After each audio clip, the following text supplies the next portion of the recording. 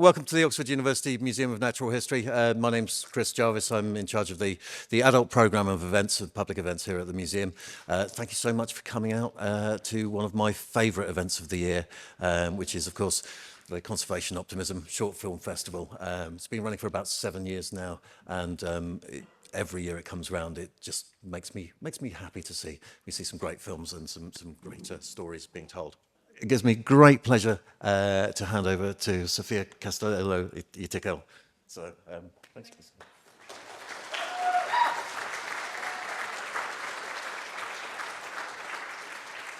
Hello, everybody, and welcome to the 7th edition of the Good-Natured Conservation Optimism Film Festival. My name is Sofia Castello-Ytikel. I co-founded the festival 7 years ago, and yeah, so great to have you all here, and of course to be watching these films in such a gorgeous location. So thank you very much to the museum for hosting us. To everyone who is joining us online through the YouTube live stream, welcome. And also, just so you know, for anyone who can't make it tonight, or if you want to share the festival on afterwards, there will be a recorded version available later. I'm just going to hand over to John Taylor, who is the Director of Conservation Optimism, so he can tell us a bit about the organisation and the ethos.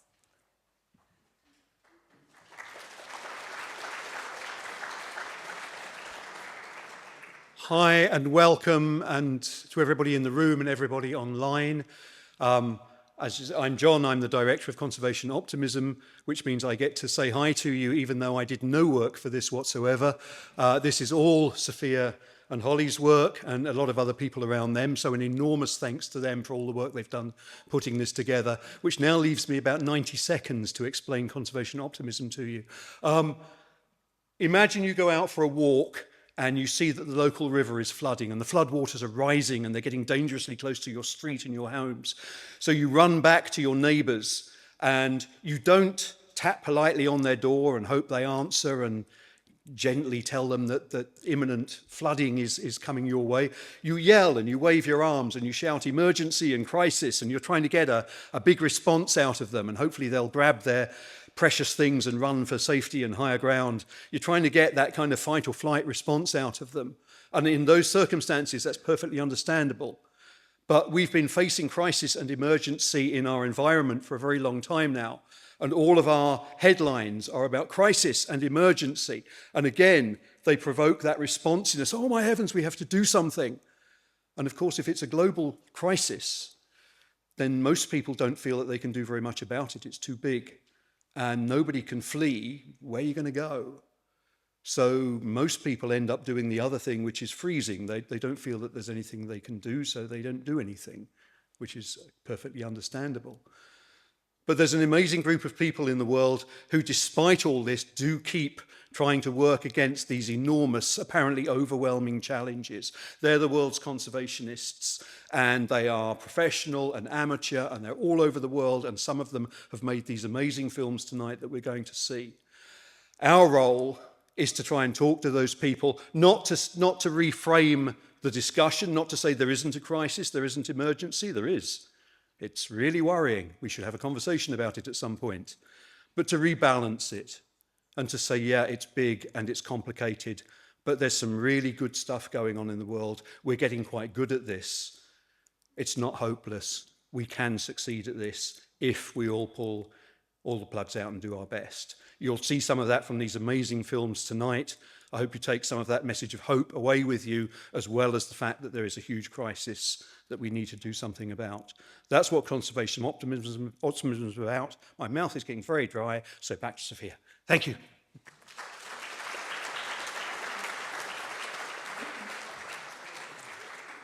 Thank you so much, John. So just to give you a little bit of context on the films that you're going to be watching tonight, we had 63 submissions this year, which were whittled down to the 20 short films that you will see. This process was aided by an amazing group of over 30 reviewers, many of whom are in the room tonight. So if you reviewed, could you please raise your hands? Thank you so much. A little round of applause.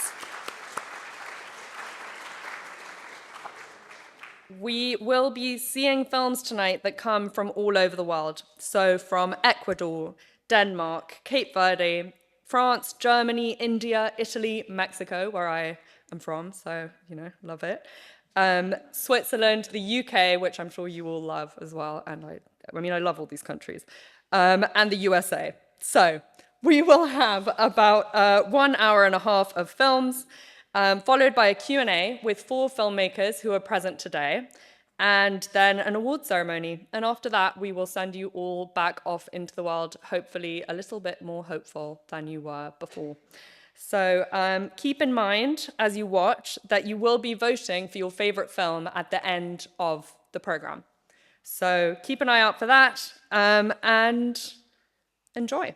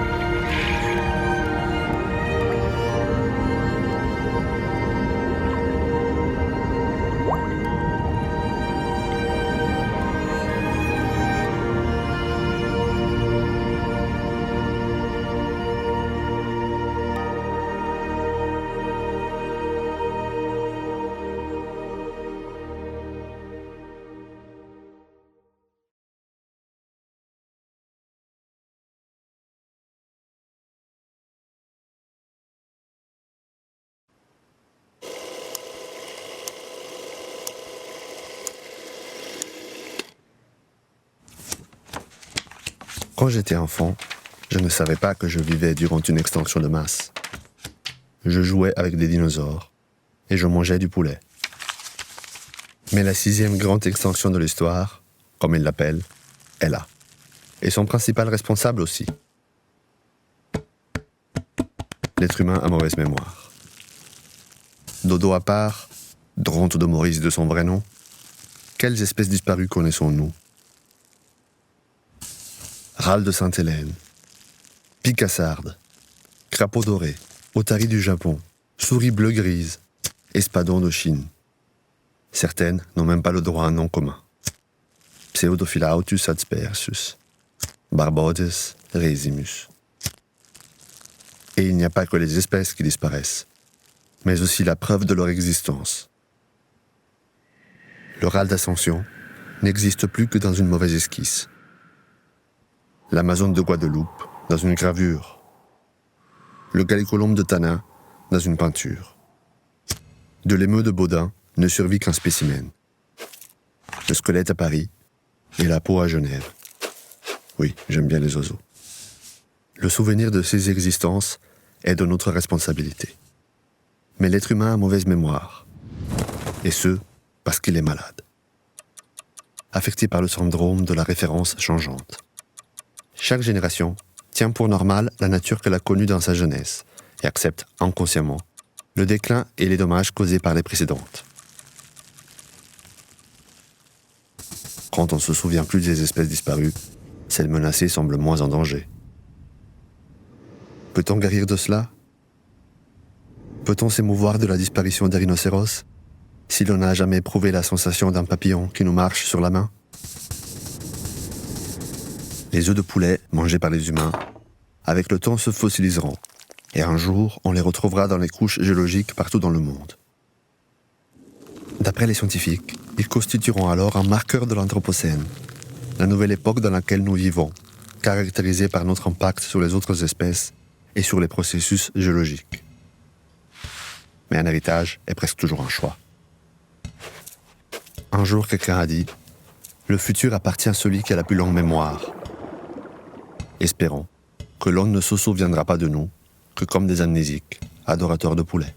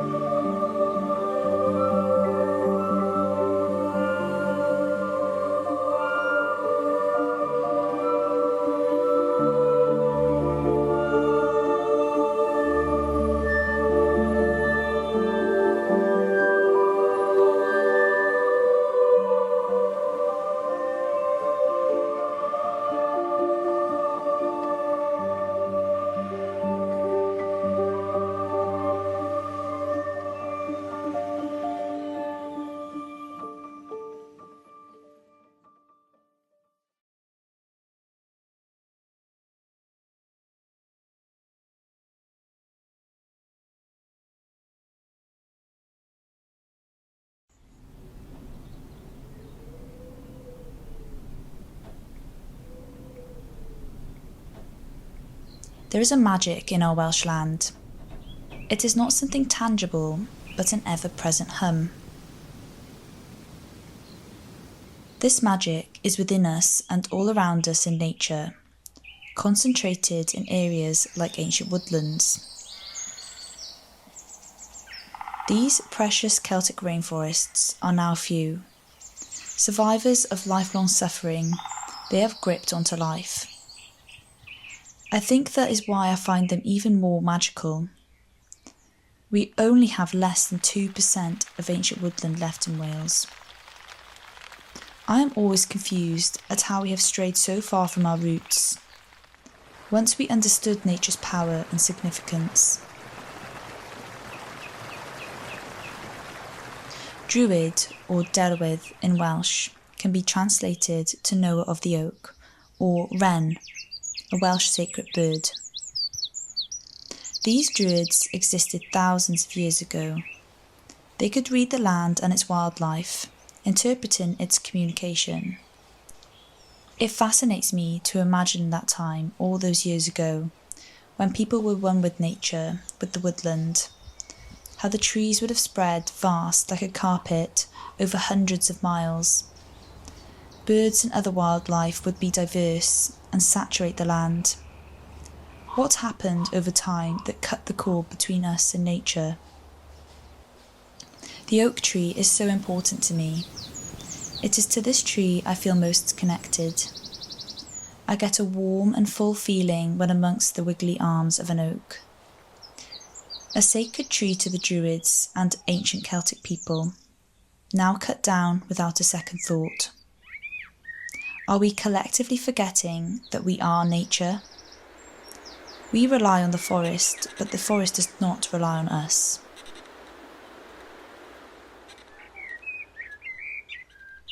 It is within us and all around us, a magic, a power so ancient that we have almost lost sight of it completely.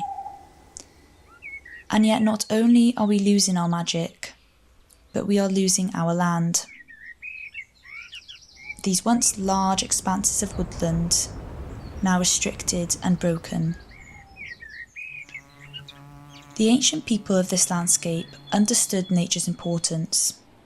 They spoke to the gods and spirits that reside in the woodland.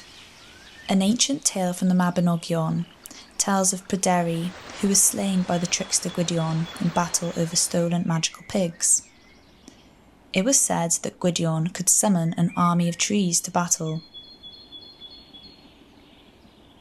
Trees are more powerful and magic than you may know.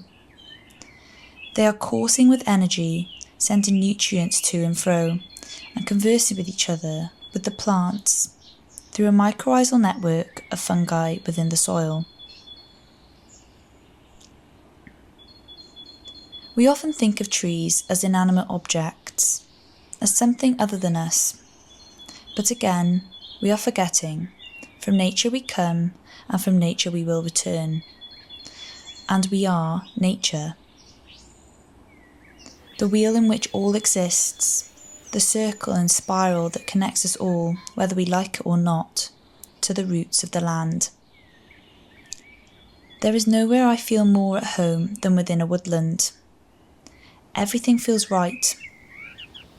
It is like time outside stops, and it is just me and the spirits and the trees. Within the woodland, I can just be. There is no strain and stress of time pushing down on my shoulders. The wind whispers to me, a soft and hushing secret that is only between me and her. The raven croaks his haunting tune, and the bees frantically buzz in search of pollen. Listen to the land, and the land will speak to you.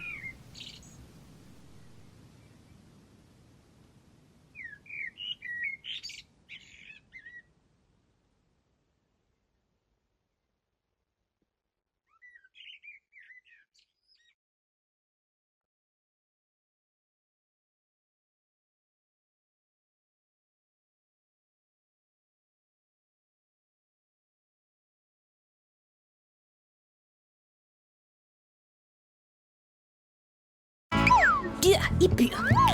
Så hugger jeg mega hårdt ud efter dragen med mit sværd. Så tryller jeg en enhjørning frem. Jeg tror ikke, en drage er bange for en enhjørning. Den er da meget smukt.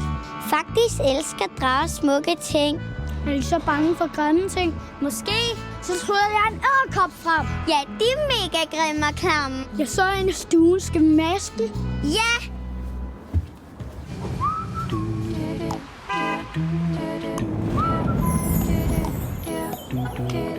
Halløj! Jeg hedder Vimse, og her bor jeg. Herfra kan jeg se ud over alle byerne. I byerne bor der mennesker. Men man kan helt glemme, at der også bor mega mange dyr i byer. Store dyr og små dyr. Dyr, man sjældent ser, og dyr, man ser hele tiden. Og tit synes mennesker, at dyrene er i vejen eller ulækre. Men det er tit, fordi de ikke ved ret meget om dem. Er de så bange for grimme ting? Måske. Så tryller jeg en edderkop frem. Ja, de er mega grimme og klamme. Jeg så en i stuen. Skal vi maske den? Ja! Lige vær her, mand. Stakkels edderkop.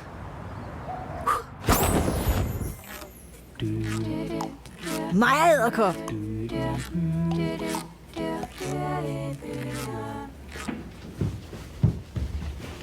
Prøv at se, den er deroppe. Vil du række mig sværd?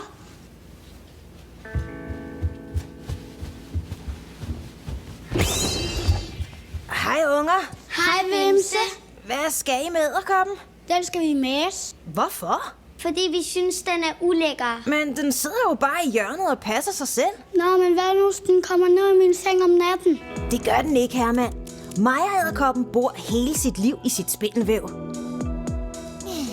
Men hvorfor har den sådan et grimt spind? Den har jo slet ikke gjort sig umage. Jeg har set korsedderkopper udenfor. Deres spind er mega meget flottere. Ja, korsedderkoppens spind er flot. Men faktisk er Maja-edderkoppens spind lige så godt som korsedderkoppens. Også selvom det er lidt hulter til bulteragtigt. Men jeg synes, edderkopper er ulækre.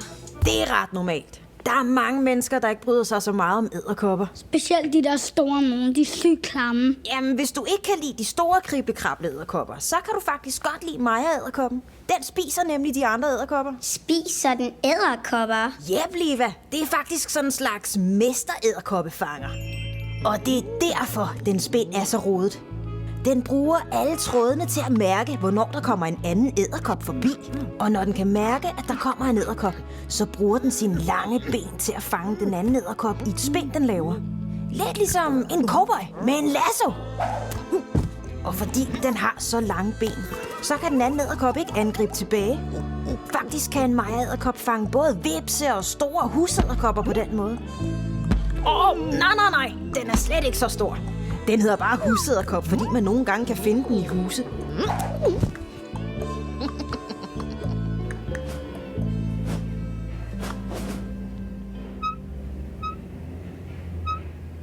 Okay, det er faktisk lidt sejt. Ja, ikke? Og ved I, hvad Maja-edderkoppen også elsker? Det er noget, der er om sommeren. Og som stikker mennesker, så er det klør. Myg! Lige præcis. Så hvis der ikke var Maja-edderkopper, ville der være masser af edderkopper og myg lige der, hvor du bor. Jeg kan meget bedre lide dem nu. Også mig. Og så er den faktisk også mega tålmodig. Den kan sidde helt stille og vente hele vejen fra sommer og til juleaften, indtil der kommer noget, den kan spise.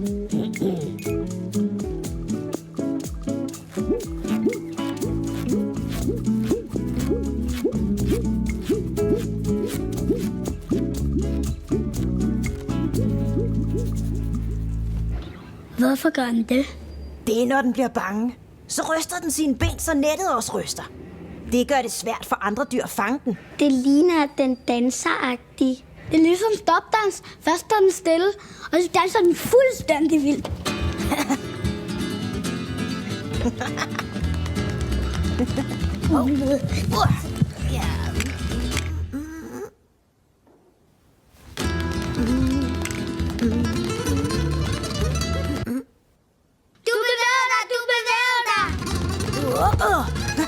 Nej, altså. I er bare alt for gode.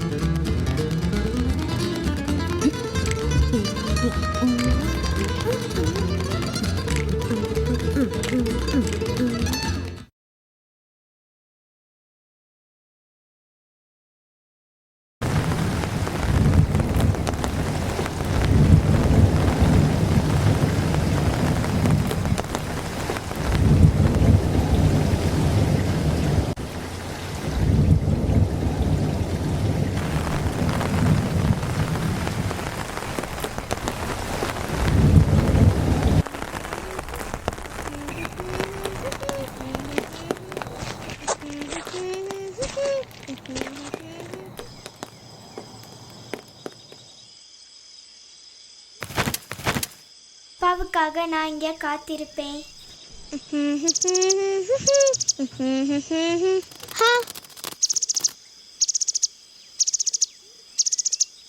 இன்னைக்கு ஸ்கூல்ல என்னமோ கொடுத்தாங்களே, அது என்னன்னு பார்க்கலாம்.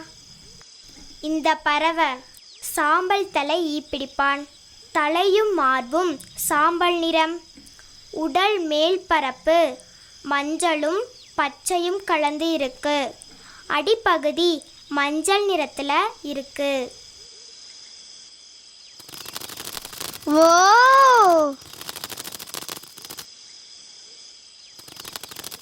நீலகிரி ஈப்பிடிப்பான்.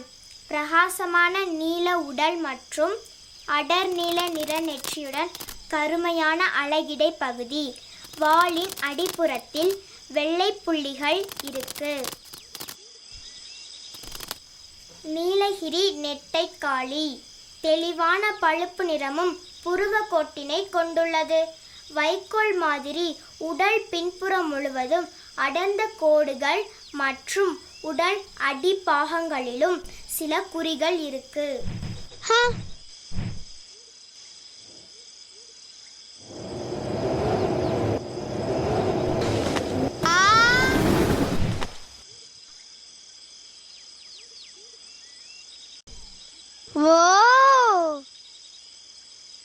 ஹே குட்டி பறவை, நீ என்ன கொஞ்சம் வேகமா கூப்பிட்டு வந்துட்ட. ஏன், என்ன ஆச்சு உனக்கு? ஏன் பறக்க மாட்டேங்கிற?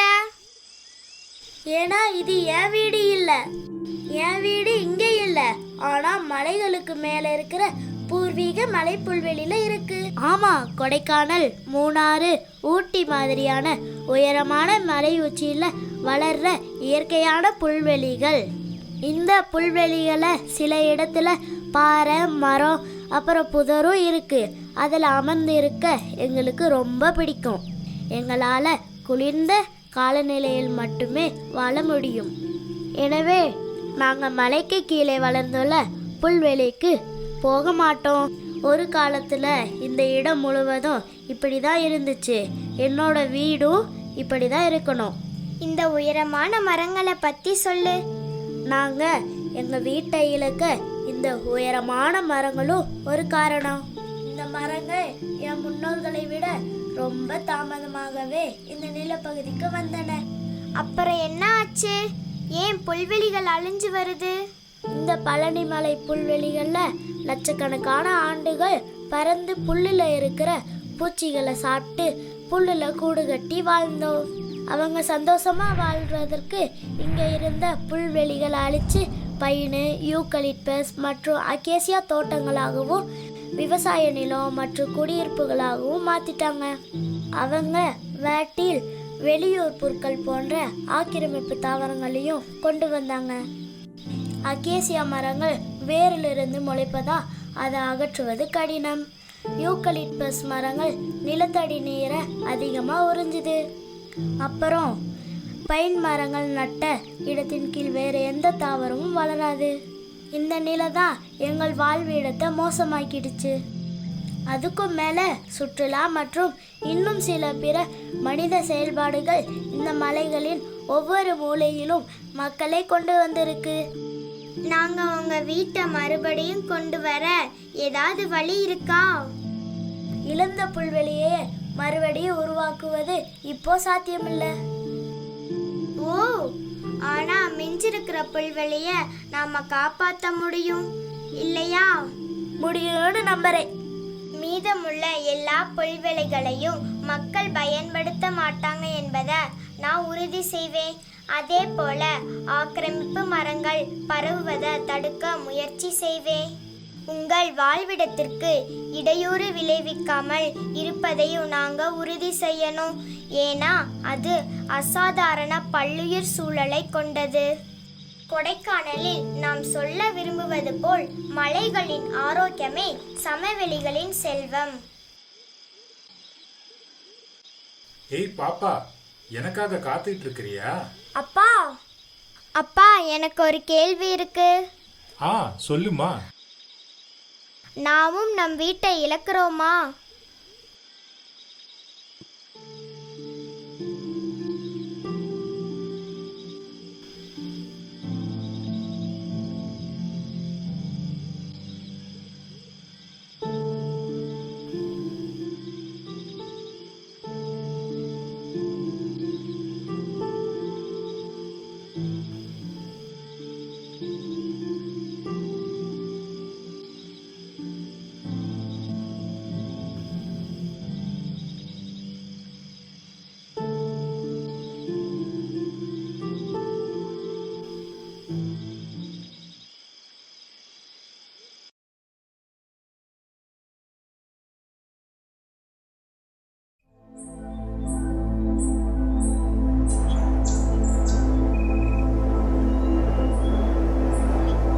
This is my home.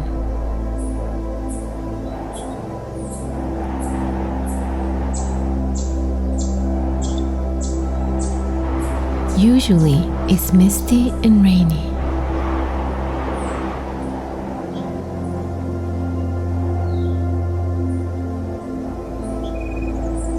But not today.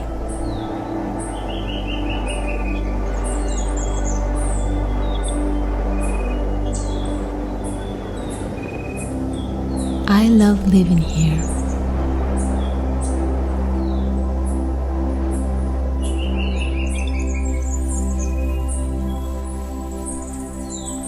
I am at Dipsas Speaks.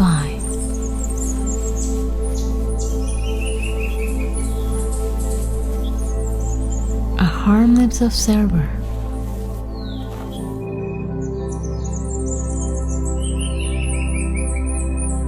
And my world is changing.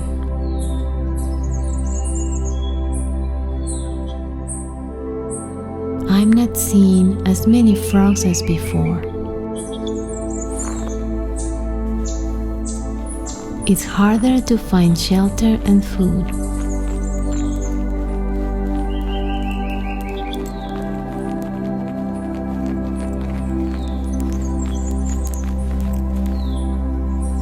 Where are the bears? The tapirs? The pumas?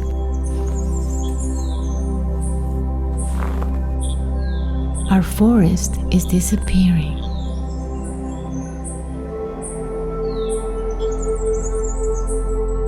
Even the eagles are harder to find. What's going on?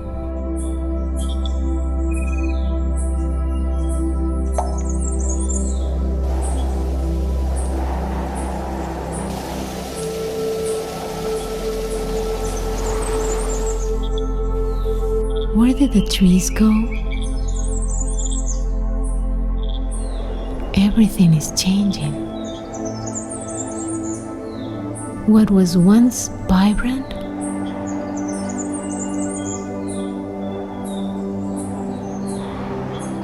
is becoming lifeless. Cattle are replacing the trees. Where there was forest, now there are cows.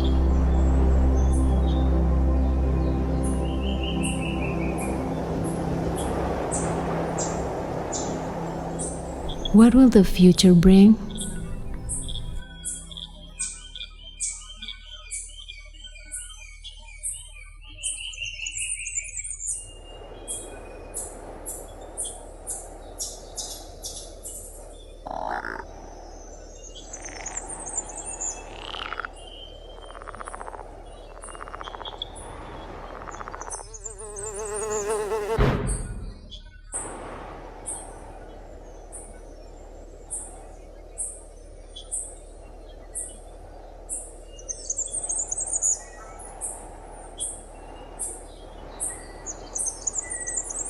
Is this darkness forever?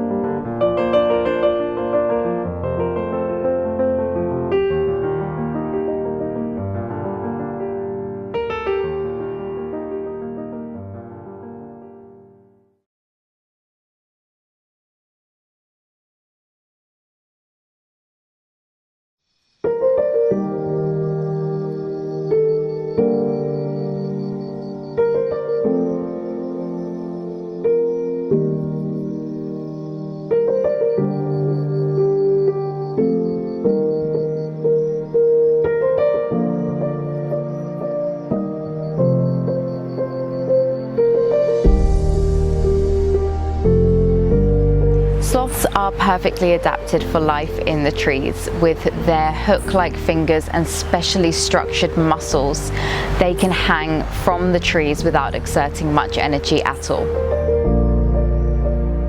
Hi, I'm Amelia Simiu. I am the Ecology Coordinator for the Sloth Conservation Foundation. Despite their popularity, there is a huge lack of reliable research into the lives of sloths. For example, we still don't know how long sloths live in the wild. We know in captivity, the longest living two-fingered sloth lived to around 51 years old. But here at SLOCO, we conduct a variety of research projects to help us to better understand their lives in the wild. Although sloths are perfectly adapted to live in trees, they struggle to get across gaps in the canopy because, unlike monkeys, they can't jump. So when there is a gap in the canopy, say because a tree has been cut down, their only option is to come all the way to the ground and crawl slowly across the ground to get to the next tree. This puts them at high risk to being attacked by dogs, being hit by cars, and lots of other dangerous things that they can find when they're on the ground. Hello, my name is Katja Laidlaw and I'm the Sloth Crossings Manager for the Sloth Conservation Foundation. In order to restore canopy connectivity for sloths and other wildlife, we install sloth crossings. Sloth crossings consist of a simple nylon rope which is tied between 2 or more trees, and it allows wildlife such as sloths to be able to navigate habitat without having to come to the ground or risking their safety in any other way.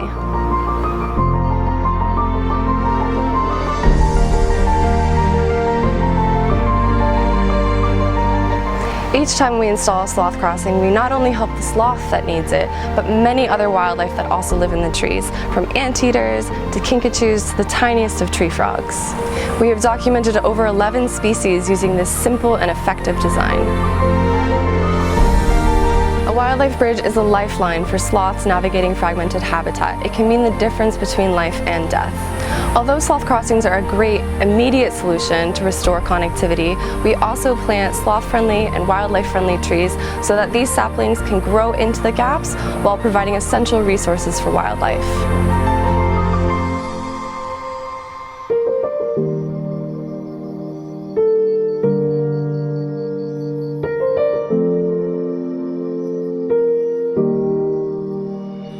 The better we can understand how sloths are surviving in increasingly fragmented habitats, the better equipped we are to help them. The Urban Sloth Project is a research project where we use telemetry and data loggers to compare the activity budgets between sloths living in urban environments and sloths living in optimal rainforest environments. With this data, we can accurately determine how urbanization is affecting the lives of sloths living around humans. The wildlife are not going anywhere, and they are doing their best to adapt to a quickly changing world. We have the tools to help them. It's just a matter of following their lead and listening to what they need. Thank you to everyone who has supported our work, and together we can make a real difference in the lives of vulnerable wildlife.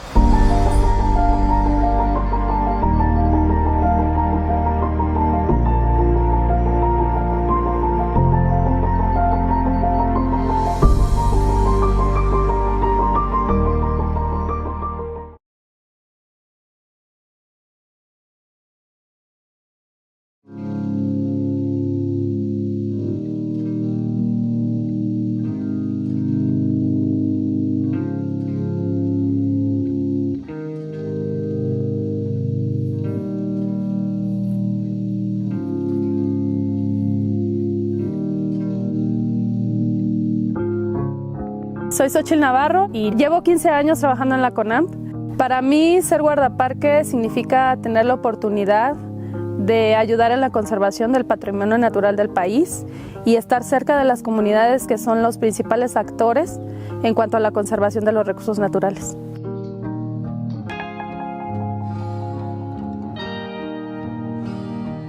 El monitoreo del águila real se realiza a través de los monitores comunitarios. Ellos son los que están presentes en campo y los que identifican principalmente las zonas de anidación, las zonas de percha, y nos informan a nosotros para poder llevar a cabo el monitoreo. Llevo trabajando 2 años en CONAMP y las actividades principales que yo me dedico es el monitoreo biológico. En el Parque Nacional Huevorrón realizamos el monitoreo de águila real por medio de nuestros monitores comunitarios. Nos apoyamos bastante con ellos. Tenemos una pareja de águila real, por lo menos. Bueno, el águila real es el depredador apex de este ecosistema en cuanto a aves rapaces, lo sabemos.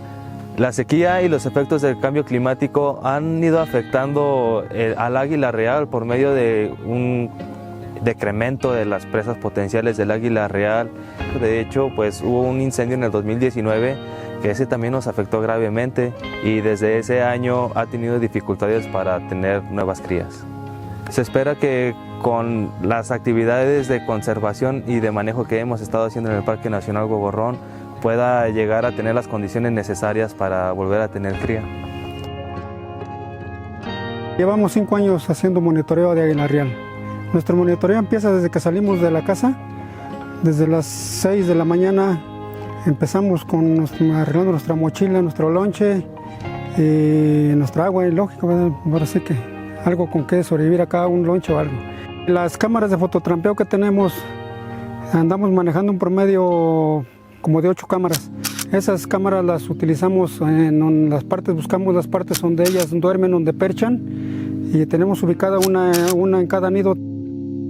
De la pareja que tenemos observada, teníamos unas pinturas rupestres, entonces, pues, ¿quién más que pintarla que a lo mejor nuestros ancestros, que son los indios, ¿verdad? Entonces, a nombre de eso al macho le pusimos indio, y la hembra andábamos buscando cómo llamarla, porque pues ya teníamos el nombre del macho.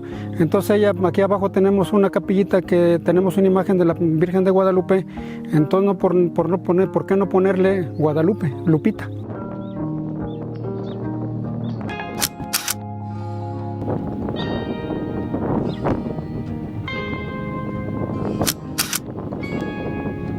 Lo que nos motiva es, salimos con ese ímpetu de verla, qué movimientos hace, si ya se anda pareando, si ya anda metiendo ramita al nido. Entonces venimos con ese autoestima bien puesto para ver qué movimientos trae, qué hace. El trabajo de los proyectos de restauración tiene resultados a muy largo plazo. Sin embargo, llevamos ya más de 5 años trabajando en ellos y esperamos que a la larga ayude a la restauración de las superficies donde el águila tiene su fuente principal de alimentación. Entonces, si está restaurado el ecosistema, el águila va a encontrar un sitio idóneo para poder seguir alimentándose y viviendo.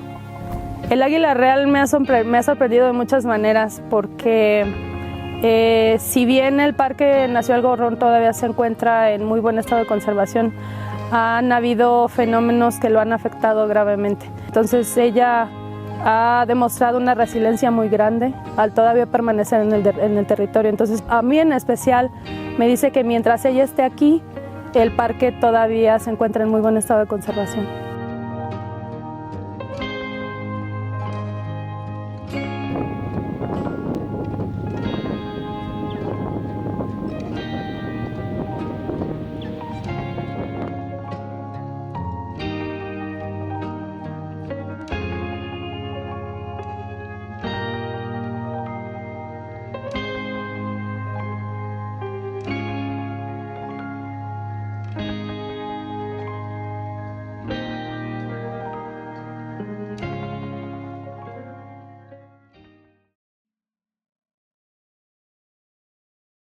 Secretaría de Medio Ambiente y Recursos Naturales.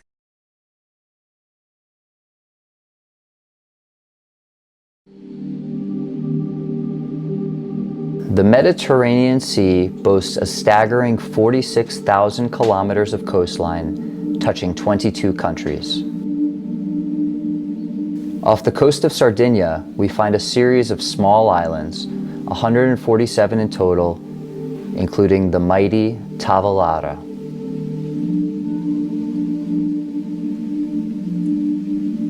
Towering 560 meters out of the sea, this rock boasts one of the healthiest and most abundant marine ecosystems in all the Mediterranean.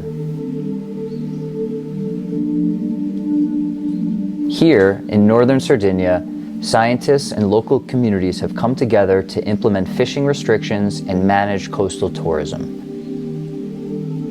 They've created the Punta Coda Cavallo Marine Protected Area.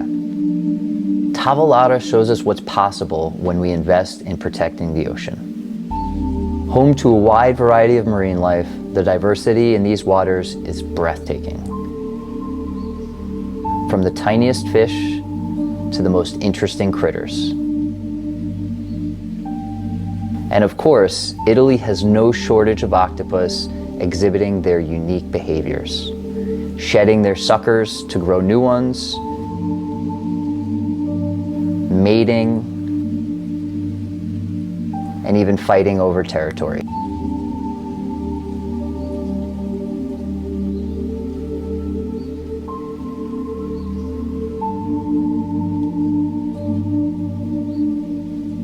As we go deeper, beyond 40 meters, we enter a world of the most spectacular color, the Mediterranean's famous red and yellow coral.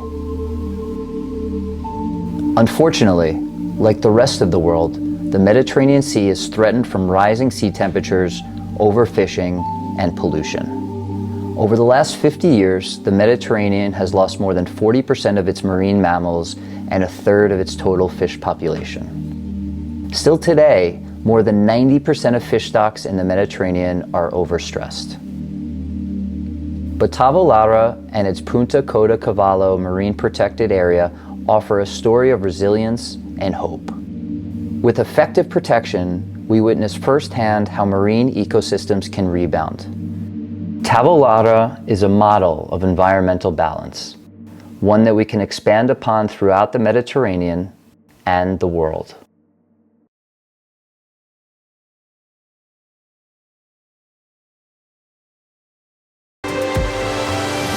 Today I'm in an incredible place, the Great Nature Reserve of Schwenninger Moss in Germany. There are very few wetlands like this left in Europe. People used to drain them and build on them. But now we've realized how important they are and have started protecting them. It's a very, very old habitat. The most interesting part is beyond our feet. There are several meters of peat. It's accumulated dead plant material. This place is so special because it's protected for a very long time. For about 80 years, it's become a protected area, and therefore the nature had a lot of time to, adapt to that. Do you know that one? Wild duck.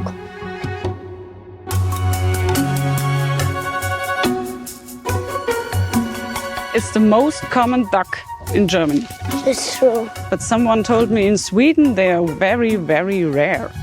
But here they are everywhere. Look, there's the fight. Oh, yes. They're okay? Do you want to look? Maybe they are fighting about the best hunting ground. Oh, there's it. Why doesn't it get scared of people? Most of the birds here, they know exactly we stay on the path. We don't get near them.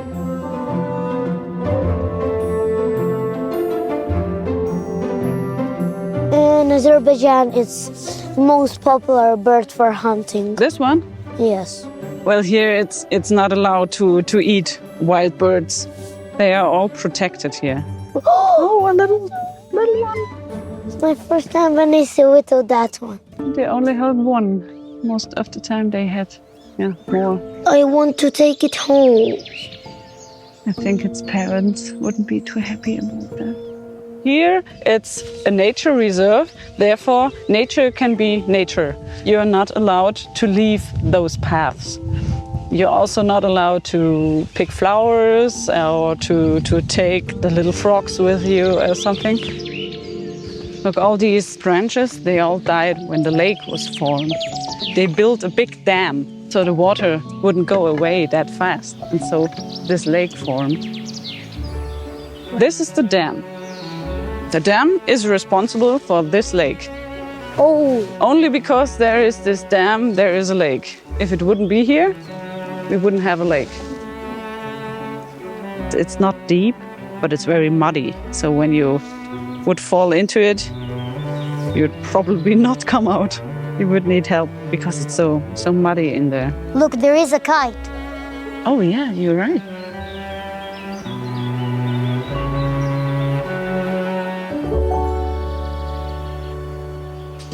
Oh, they're not shy at all. Small little ducklings. Do you see? They know exactly that you're not going to come to them. I have a question. What is the biggest carnivore in this place? In this place, the biggest carnivore? It's the wolf.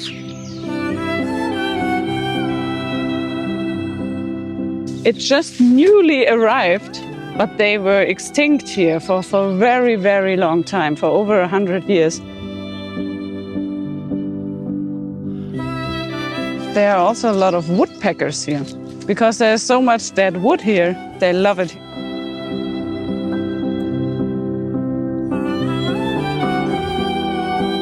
Look, a heron. Oh, another one. There. Yes. There are many. Probably to this day, so many herons. It's a heron day.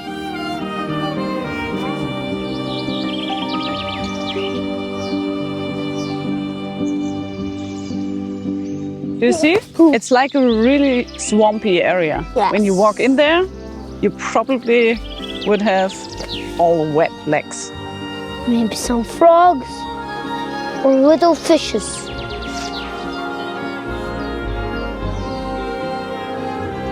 It's really like a sponge. It has all this water and it grows up. There it is green and the part down here. This is an dies. ecosystem. And it grows up, up, up, up. A wetland is like a giant natural sponge. It holds water, prevents rivers from flooding, and helps all life around it to thrive. Rare birds, frogs, butterflies, and even plants that are almost impossible to find anywhere else live here. People protect this wetland and make sure it can live its own wildlife. Peat bogs or mires, they only make up about 3% of the Earth's surface, but they save the CO2 bound in the peat that makes up more than all the forests in the whole world combined. Also, it needs thousands of years for something like that to build up. It is one of the last sanctuaries for some species here. Also, the species are very rare because the environment is rare, like the conditions we have here are very rare, yeah. This place is like an ark, not a wooden one, but a living one. And if we protect it, the world will keep breathing free.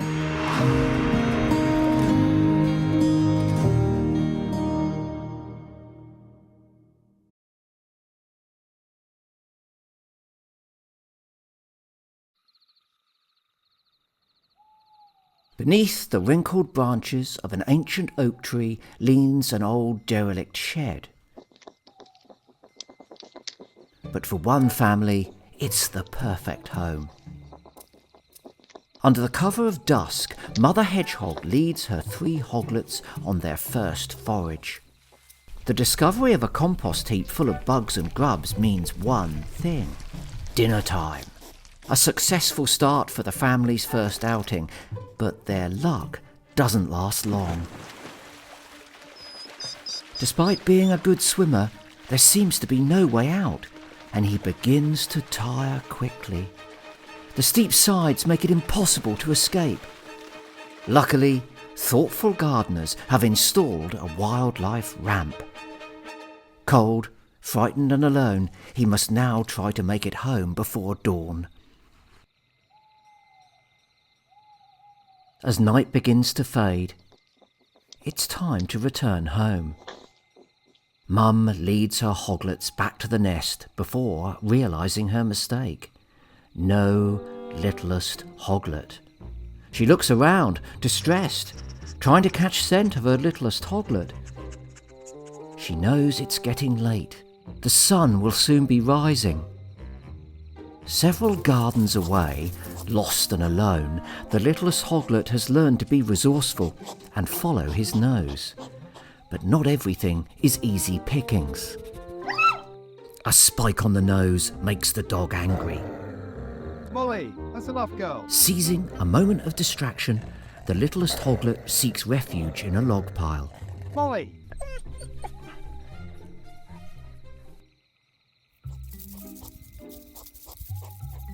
The unmistakable smell of cat food proves irresistible for the littlest Hoglet. Oblivious to the dangers, he's determined to devour every last morsel. But it comes at a cost. He panics and becomes even more stuck. He longs for the safety of his nest. One last push for freedom results in a mighty crackling commotion, but he's still stuck and can't free himself. He might have woken the neighbourhood, but he's finally free.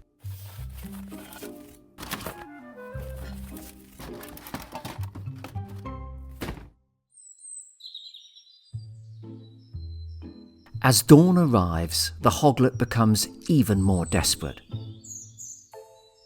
The sun's rays cut through the long grass ominously, and he knows he should already be home asleep. Tired and agitated, he curls up for a rest, but it doesn't last long.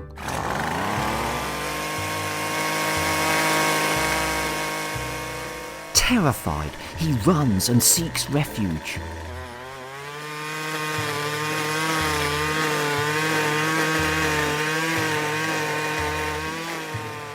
The noise disappears into the distance, but leaves behind a scene of destruction.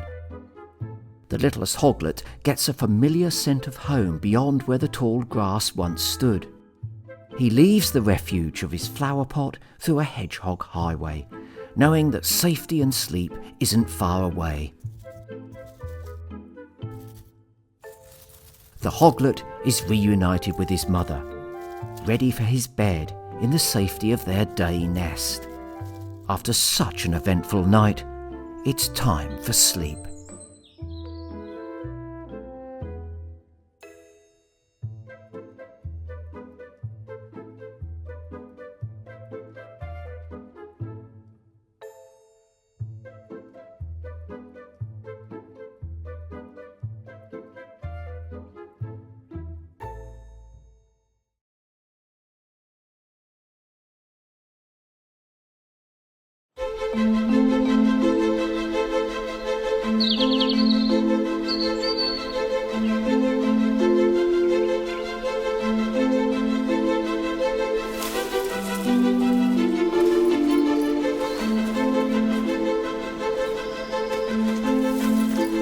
I don't see the world like you do. Not in shapes or colours. I see it in scent.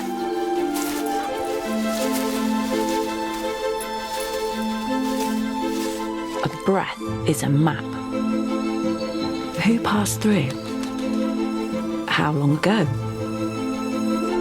Where were they going? 300 million receptors. No machine can do what my nose can. But raw talent isn't enough.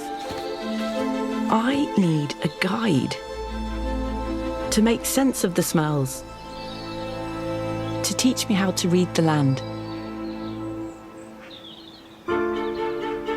Neo, a veteran on these trails. And Lee, more than an owner. Lee's job is to protect wildlife. He's what they call an ecologist. He studies how animals, plants, and nature work together, helping preserve a future for us all. Tracking isn't a trick, it's a skill. Follow the trail. Follow the invisible. Months passed. I learned. I grew. And then, at last, I was ready.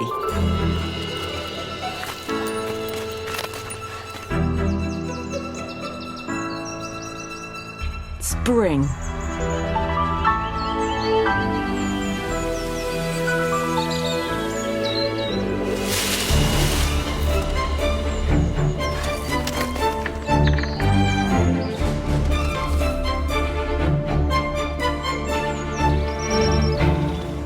The River Ebu, a winding path of water through the heart of Newport.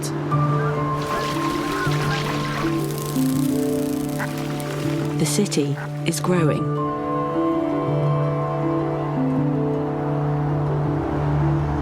Nature is shrinking.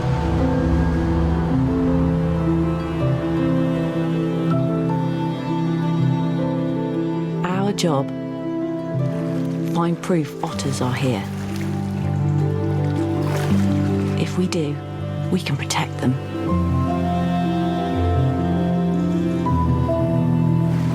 The river washes scents away. So finding them wouldn't be easy.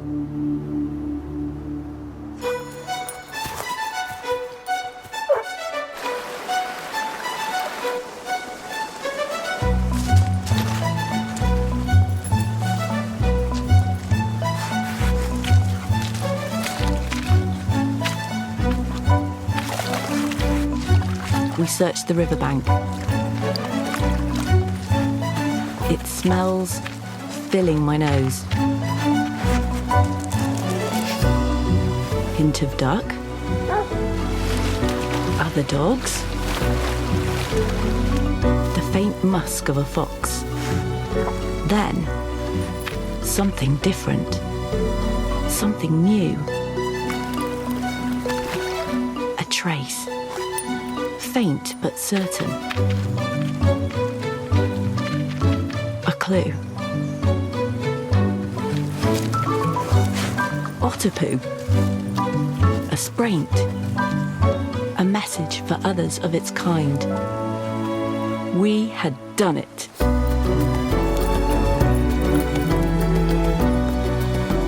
Lee needed proof, more than just a sign. But now he knew where to look.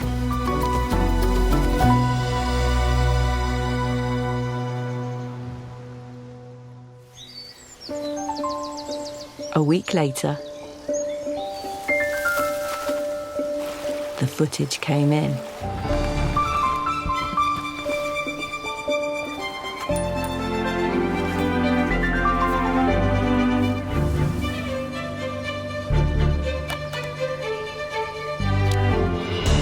Otters are here. And now they have a chance. For me, this was just the start, with more trails to follow. For now, Neo and I walk on, noses to the wind.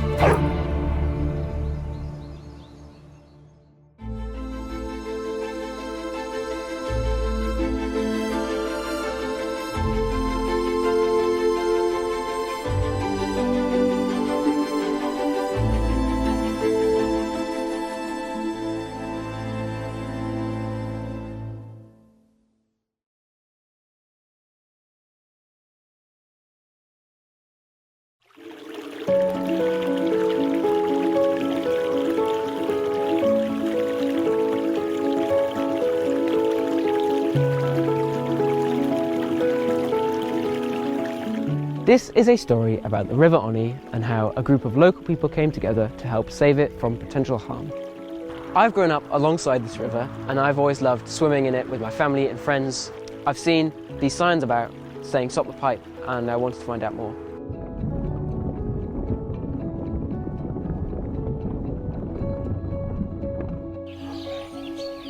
I've known the stream since I was about 5, and before that my father and my uncle fished it, and before then my grandfather fished it. It's a real nursery here for Atlantic salmon. Lots of people come down here. You can probably see just upstream there's a little beach area, so the kids come and paddle in here. Dogs certainly like to swim in it, but it's a very rich river for wildlife as well. We've got breeding otters here, we've got a native crayfish, we've got a really healthy population of grayling in the river, and we've also got salmon. It's a salmon river, so they spawn further upstream, so we see migrating salmon here in the winter. The Onny is just a good, ordinary, quality stream. The only thing that's special about it is that it's ordinary, if you know what I mean. It's what a stream should be. The river runs for about 25 miles, starting near White Grit on the Welsh border and joining the River Teme in Bromfield. The River Clun runs for 28 miles from a place called Anchor and flows into the Teme and Llyn Wadden. The River Clun was made a special area of conservation back in around 2004, and that was because of the freshwater pearl mussel that lives in the river. In 2014, the Environment Agency in Natural England produced a nutrient management plan which was looking at ways they could improve the river, one of which included the pipelines from Bishop's Castle Sewage Treatment Works and Bucknell Sewage Treatment Works into the Onny and the Teme respectively.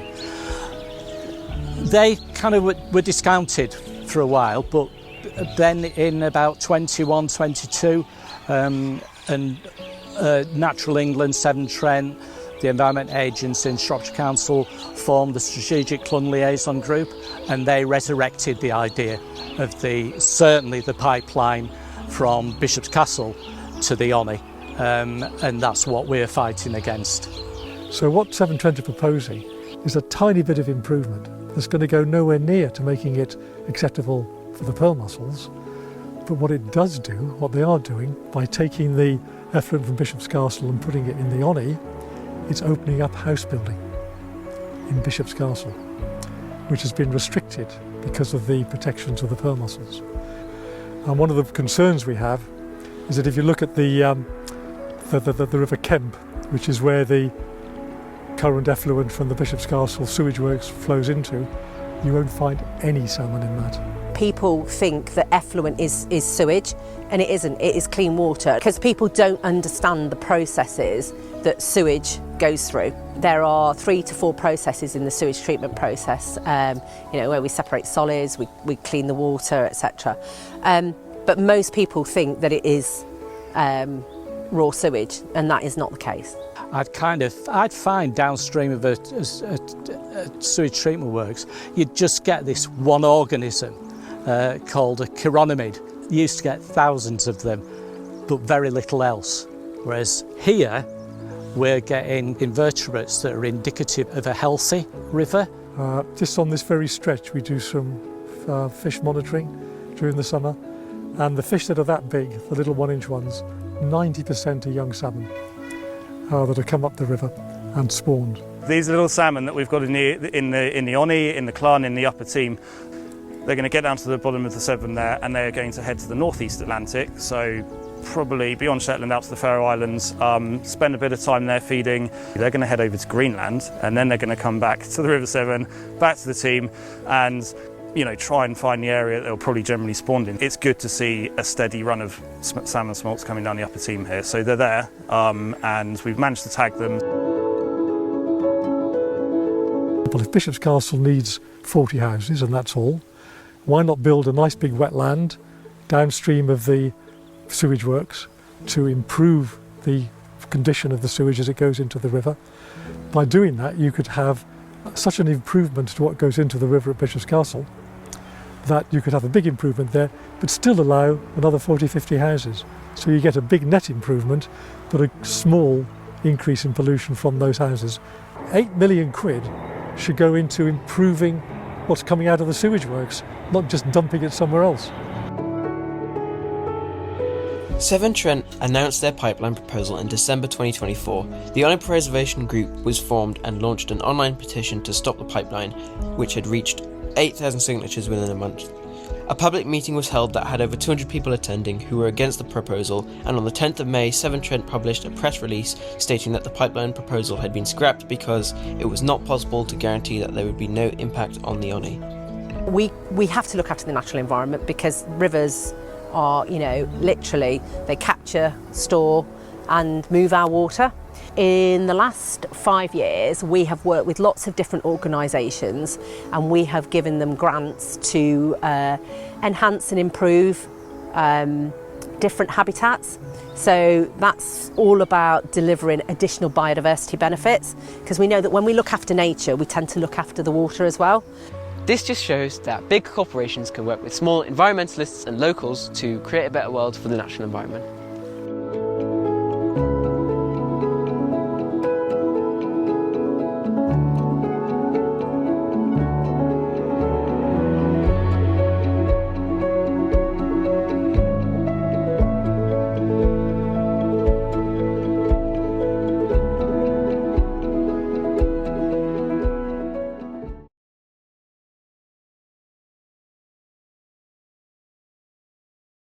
Curlew, curlew, curlew. A curlew is A brown speckled bird with a long curved bill. The beak feels a bit like wood. It's got 3 long toes And the tail's black and white and like grey. The curlew spend winter at the coast.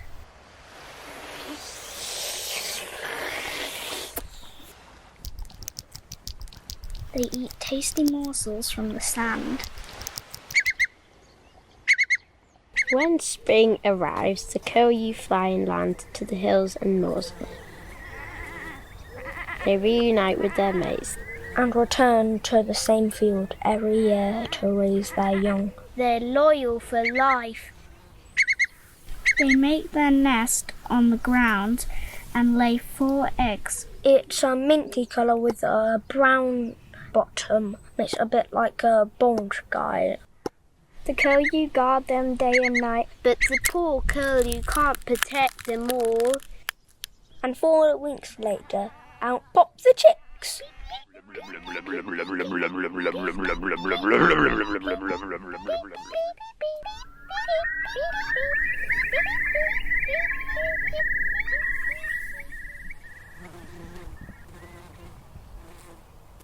they're only small, so watch out for predators.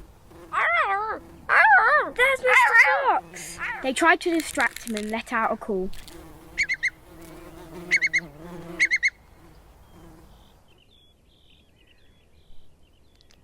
Days go by and the chicks grow strong. They dodge the tractor, mob the dog.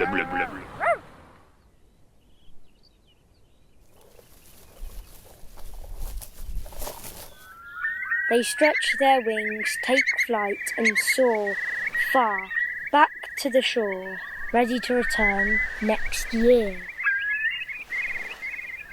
Curlew, curlew, curlew, curlew, curlew, curlew, curlew.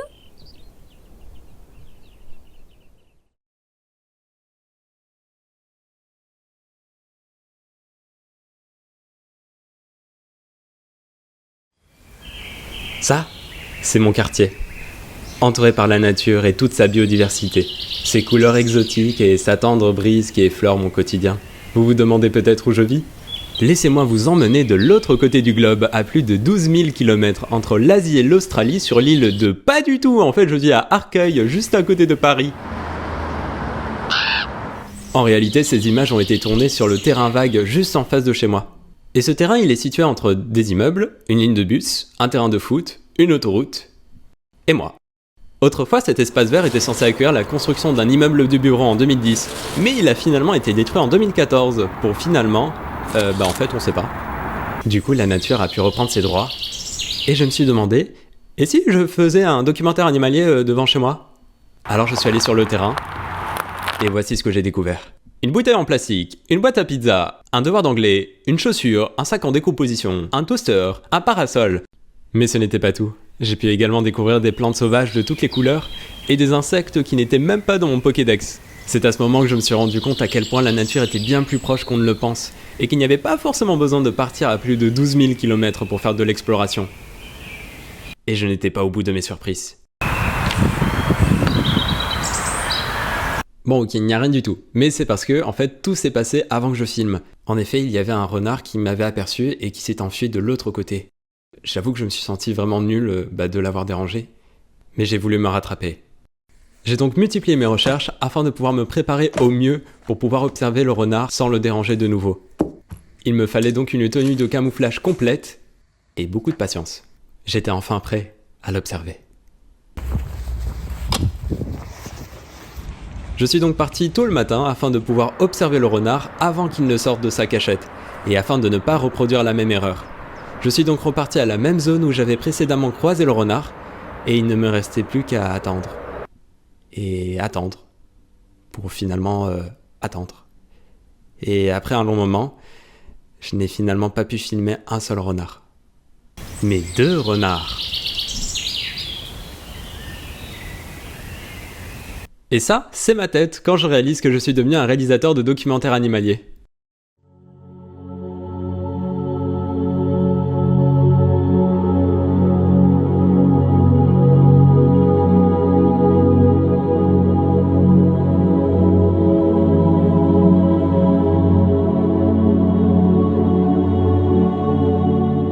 L'idée de ce projet était de sortir de mon quotidien, c'est-à-dire de mon plan A, et de faire quelque chose qui sorte de l'ordinaire tout en restant devant chez moi, tel un plan B. Mais à travers ces images, j'ai réalisé que ces renards n'ont pas eu le même choix que moi. S'ils se sont retrouvés ici, c'est parce que c'est nous qui leur avons forcé à sortir de leur habitat naturel, c'est-à-dire de leur plan A, pour finalement vivre confinés ici, tel un plan B. Mais avec l'artificialisation excessive des sols, il est possible que dans les années à venir, ces renards, ainsi que toute la faune et la flore présentes dans cet espace, n'aient finalement plus de plan B. Ne les oublions pas. Et pour cela, prenons le temps de les observer.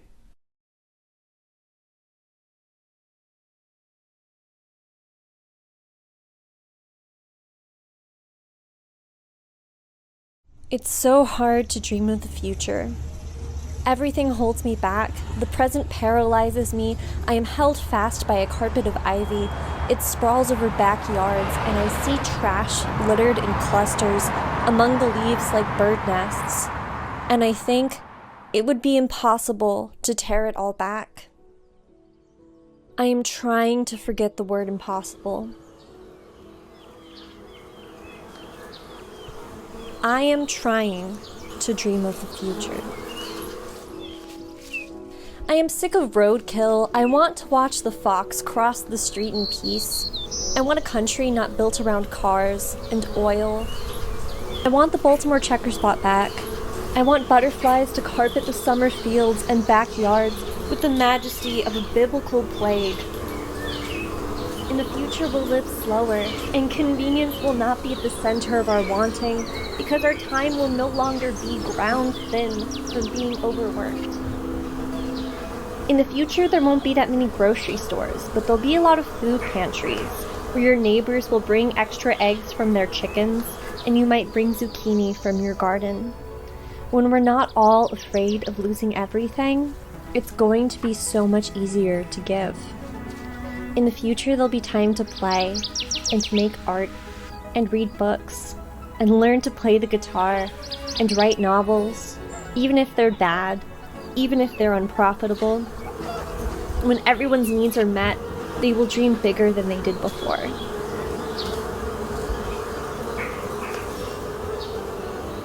In the future, we will have siestas again. In the afternoon, everyone will come to a stop and come inside to basements cooled by wind tunnels. The direct midday summer heat will be unbearable because the earth is already so scarred. But as the years go on, the earth will cool again. I'm sick of suburbia, of individualism and self-reliance. In the future, they won't remember what a nuclear family is. People will live with roommates, in multi-generational homes with found families.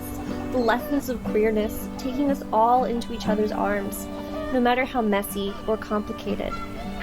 In the future, we're going to need storm walls, but they don't have to be slick-faced fascist towers holding close the few. We're going to build porous webs of rocks for the mussels and oysters in the bay. And we're going to trust them to filter the water as they breathe, and they're going to trust us to take care of them. I'm sick of driving, of being sold the highway as the American dream. In the future, they will tear up the parking lots because there will be no need of them. The bus and the train will come so regularly that we will dance and dine without worrying about being late or unsafe, and we will laugh at the idea that once this was hot asphalt and a sea of chrome.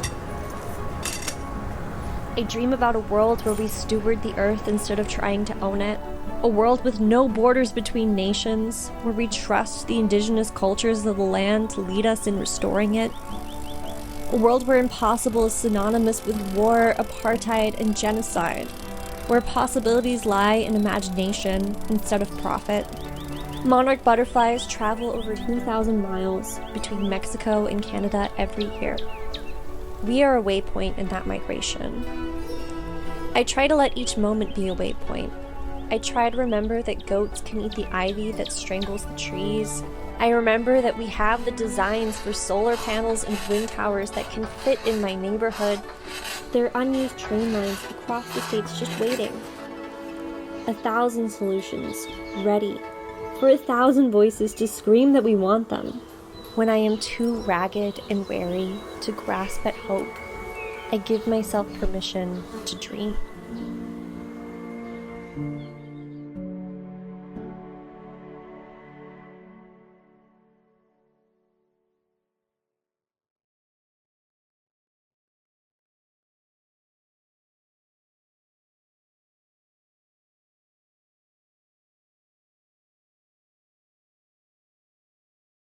So, everyone, it is time for our Filmmaker Q&A. We're very, very lucky today to have 4 filmmakers with us who created the films that you have just watched, or some of them anyway. So I'll just quickly introduce them, ask them a couple of questions, and then we will open up to audience questions, both in person and online. I'm going to request that if you're in the top gallery and you want to ask a question, please just come down the stairs because we only have 2 mics downstairs. So, yes. Today, we have, first of all, Natalie Clements, Director of Photography for the Detectorists. Yes. We have Finn Middleton, Director, Writer, and Producer of the Onny story, A Fight for the Future.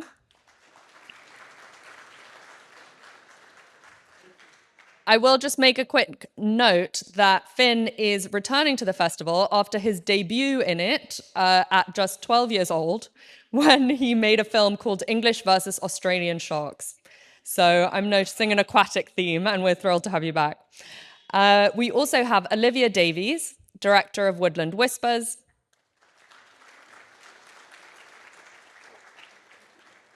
and Nathan Erasmus, one of the directors and writers of The Littlest Hoglet.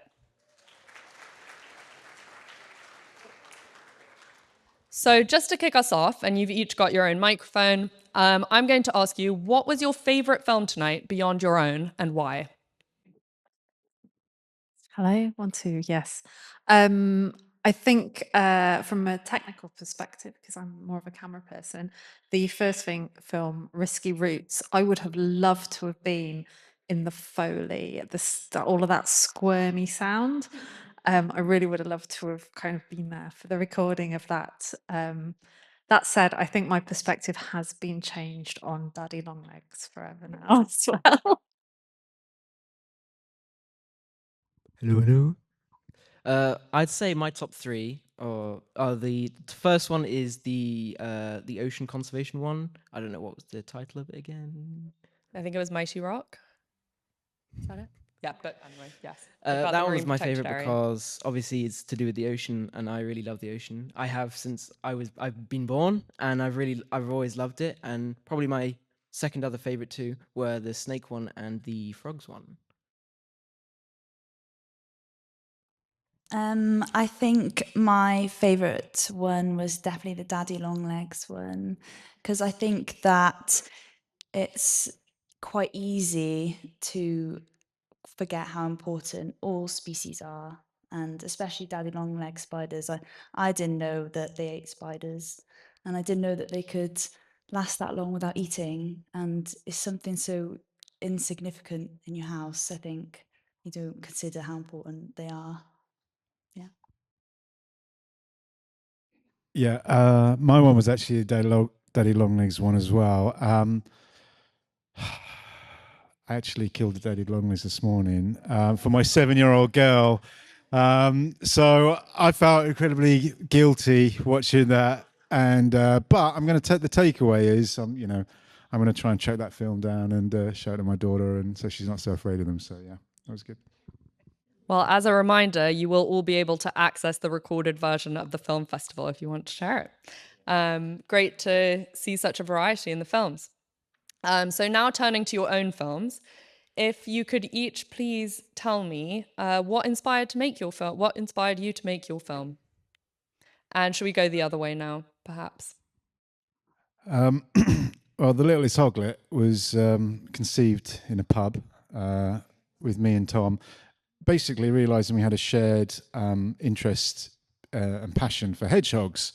I would take my daughter out for sort of night walks, trying to see if we could see any hedgehogs and whatnot as a bonding moment. And Tom is a wildlife cinematographer and had never seen a hedgehog in the wild, but absolutely loves them, and had previously made an animation by himself about hedgehogs that was sort of geared towards older people. So we came up with the idea to make a hedgehog series aimed at sort of 5 to 7 year olds and tie a curriculum in with it, so we could sort of get it out to schools, tied it in with a science curriculum, and sort of appeal to kids, tell a narrative that would appeal to kids, and they'd sort of hound their parents and their grandparents to make little changes in their back gardens. And so that was where it spawned from. We wrote the script together, and then we showed the British Hedgehog Preservation Society and said, this is our plan, and they gave us some money to make it, and we're very thrilled for that. So yeah, that's kind of it. So my inspiration for Woodland Whispers comes from my passion for Wales, which is where I live. And I wanted to explore my Celtic heritage and also my spirituality, and kind of how ancient Celtic people would have followed a druidic, paganistic belief system that God and magic is within us and all around us in nature. And I think that is something we forget, is how we are nature, we are part of it. I think it's very easy to forget that when we live in our buildings and urbanization. And if we destroy nature, we essentially are going to be destroying ourselves. And so that's something I feel very passionate about. And I feel very close to the oak trees when I'm in woodlands. That's when I kind of feel connected to my spirituality and my Celtic heritage. So I just wanted to kind of represent that in this film.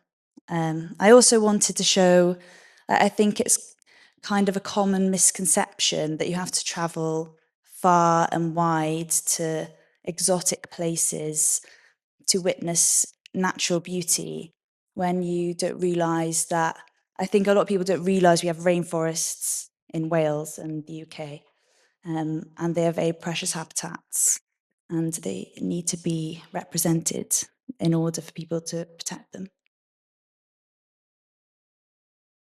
So my original idea for the film came from college, because it was my first year at college, at Hereford College, and I was tasked in making something, anything, just to get past the final major project. So I was like, okay, so with someone who lives in the middle of nowhere, right in the Midlands, no access to the sea, no access to anything, what can I do that is going to be great?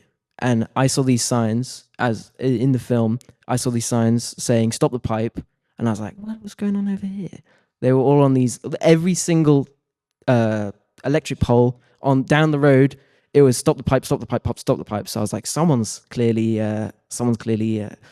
confident about whatever's going on. So I researched into it, and Severn Trent was planning to make the pipeline on a river that I had been in for probably more than 8 years, and I'd gone down every summer to splash in it and go around with it. So I was like, what? No.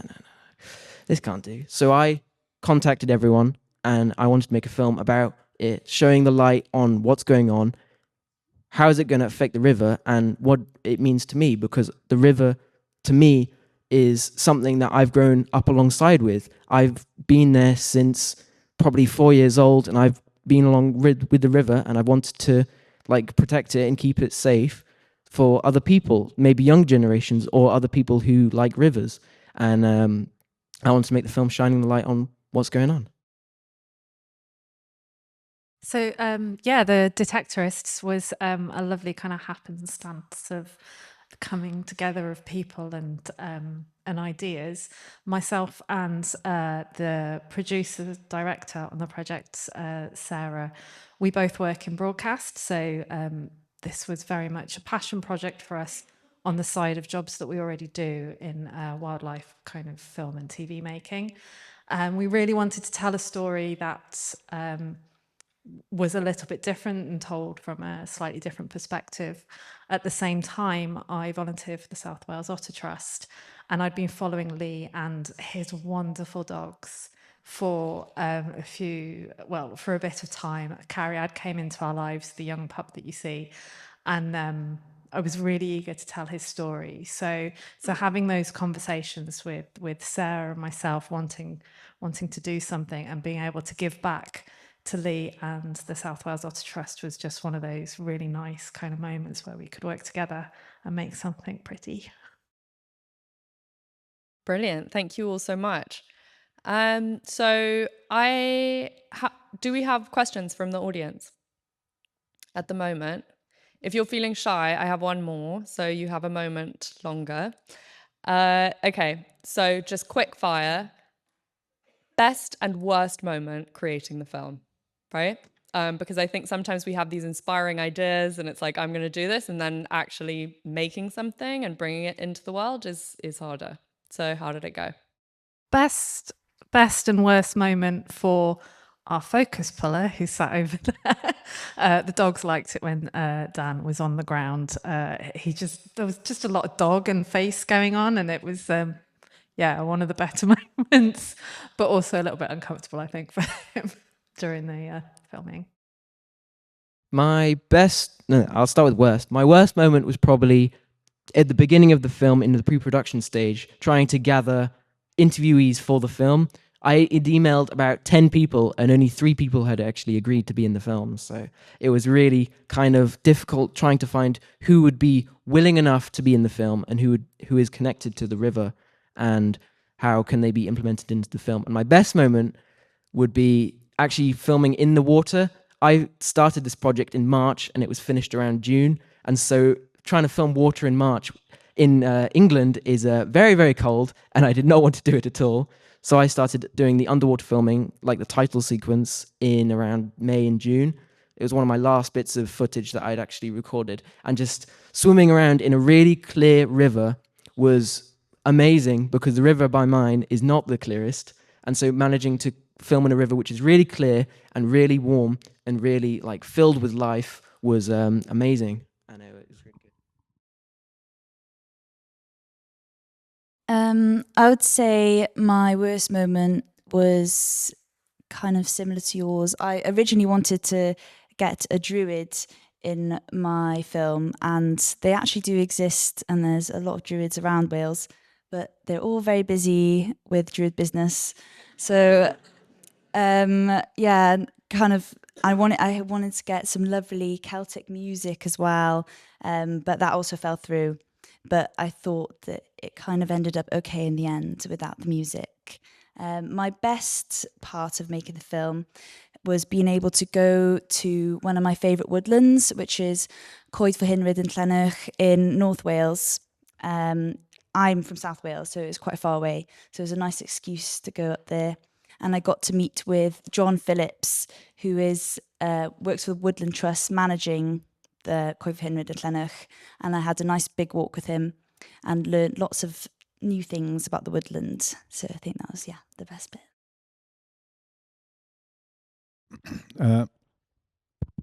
The worst bit of this animation is when one of the hedgehogs exploded.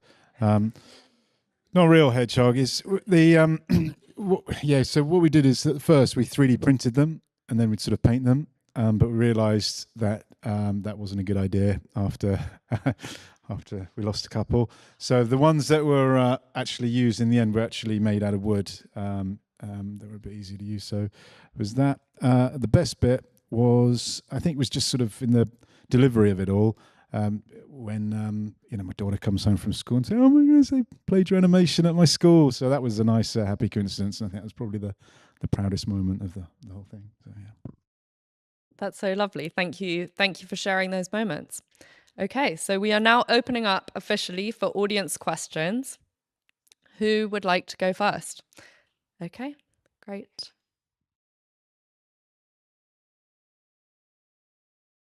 How long did it take you to make them, like the films?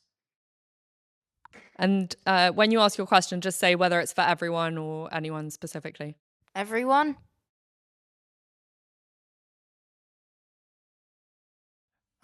So it took about 3 months of actual labour for the hedgehogs, and the majority of that was getting the materials and building the sets. It was pretty quick to animate it, about 4 to 6 weeks in the end to sort of do the animation and sound post-production stuff. So yeah. It's quite hard to remember. I think around 3 months from start to finish, but actual physical filming was 3 days in the forest. And then, I guess it was just like planning before that and then editing, roughly. Mine also took 3 months to make as well, because my college project deadline was from February to June. And so I was kind of, instead of being like, oh, it took this long, it was like, oh, it's kind of like, this is going to have to take this long. So I kind of messed around for a month trying to find ideas, and then finally got onto the idea of the Onny pipeline plan, and then began filming throughout March, throughout April, and then ended up in June, and it took about a week to edit. I'm going to look terribly lazy. Ours took about a year to make. We had a few things working against us, our schedules, but also, unfortunately, climate change impacted us quite heavily. Rivers were very high and it was difficult to film in the weather last year.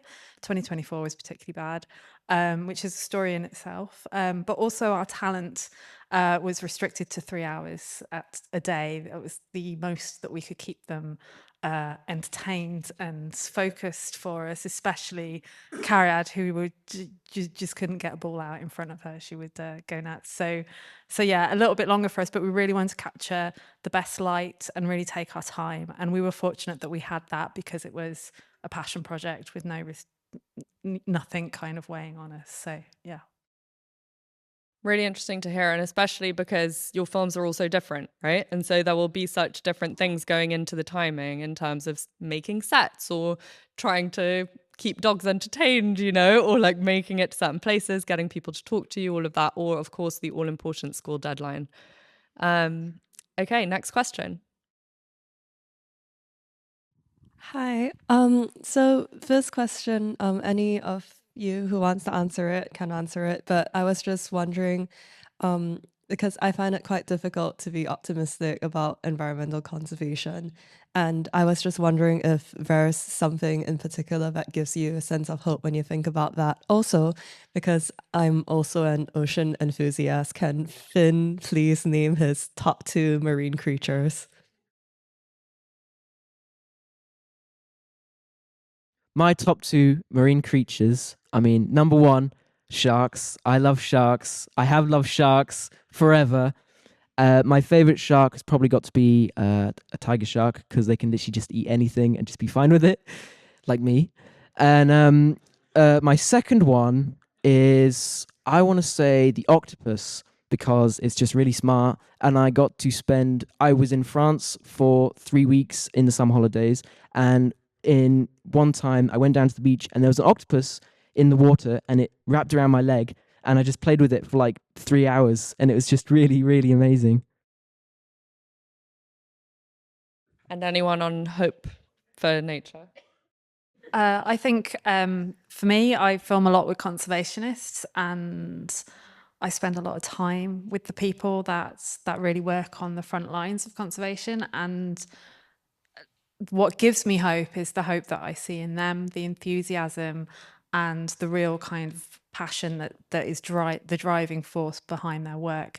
It's unfortunate in some cases that their roles exist, but having them there working for us gives me hope that there are good people really kind of protecting our planet and inspiring our next generations to do so. My hope is probably the influence on what people have given to me and what I give to the world. So I've seen people make videos about the environment, about the ocean, and I see it as, oh, I want to do this so that people who are me in the future can do it again. So I make videos to influence people because I've been influenced by people who make videos, and I want to carry on influencing people, because if I'm not going to do it, I don't see anyone else doing it my age, or at least I haven't. And I want to be able to see, I want to be able to keep the environment the way I see it for people in the future. Yeah, I think I definitely suffer with environmental anxiety, so I think it's really hard sometimes to stay hopeful, but it's really important to stay hopeful, because without hope, then there really is nothing. So I would say what gives me hope is like our generation, the younger generations. I think we are beginning to wake up, and a lot of people are aware now. And as a society, I believe we are waking up to the issues. And I think our hope really does lie with the younger generations. I think it's really important to get kids out in nature. I was lucky enough to grow up around nature, and that's why I'm so passionate about protecting it. And if you don't understand nature and you don't ever see it, if you grow up in an urban environment and you go to work in an urban environment and you're always in an urban environment ever since a young child, then you don't understand it, so why would you want to protect it? So, I think it is really important to get young people in nature, and I guess that's where the hope lies for me. Yeah, I think just to follow on from that, really, I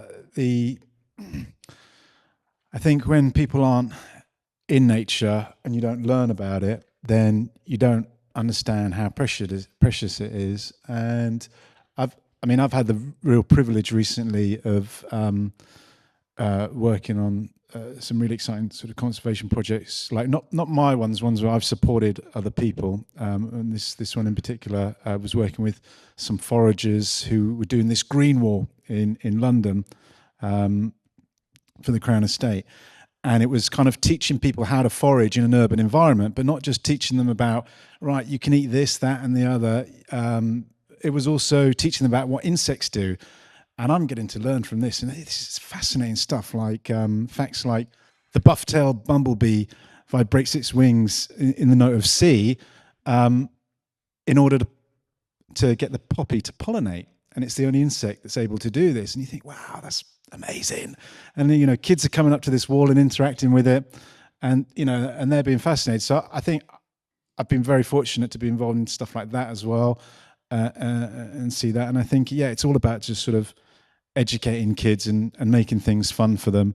And I think there is a tide turning at the moment because the younger generations are more in tune now with the planet, but also I think there is like the world is kind of moving towards AI, VR, augmented reality, that kind of stuff, and I think you have to balance out the nature with that. And look, I work in a studio. We develop VR. My daughter's almost 8. She's building things on VR as well. So I'm not against technology. It's all about a balance, and so we kind of phrase in our house called, right, you've had an hour on VR, now let's go and have an hour on BR, beautiful reality, and so we got to, it's parents, teachers, we just have to work harder to make nature more fun and more exciting for them, so it balances out the stimulus they get from all the tech that's at the moment. So I'm excited. I'm excited for it. It's got us being a lot more creative with fun things to do. Hanging tents, campfires, all that kind of stuff. So yeah, I'm personally optimistic for the future. Thank you so much. We are going to have to wrap up because we need to also announce the awards, of course, and everything that you voted for. But just before we do that, could you each just tell us what's the next thing you're working on? Oh, we're wide open. On standby, a few things I can't talk about, but my job is all over the place. So sorry, I didn't. Or have an anything you answer. want people to know, kind of, so they can follow your work. The Detectorists will be on the South Wales Otter Trust website. No, not their website, their YouTube. In the future, at the moment, it's doing a film festival rounds, but yeah, that will be its home, and it will be used for helping educate other communities and young people on how to detect otters. I don't have anything currently being worked upon because the college hasn't asked anything of me yet. But I have just been accepted into the British Film Institution. So next week I'm going from Monday to Wednesday, and we are planning some short stories to be made into films soon. Obviously I've got this year's college final major project to make a film out of as well, which I think I'm going to go to the South African shark conservation project and make a film about their documentary, maybe something like that. I'm not really sure yet. But I just make films whenever I want to. I just think of an idea and just make it because I have the freedom to do that. I'm currently trying to grow my YouTube channel a bit more, which is Liv Davis Wildlife Film.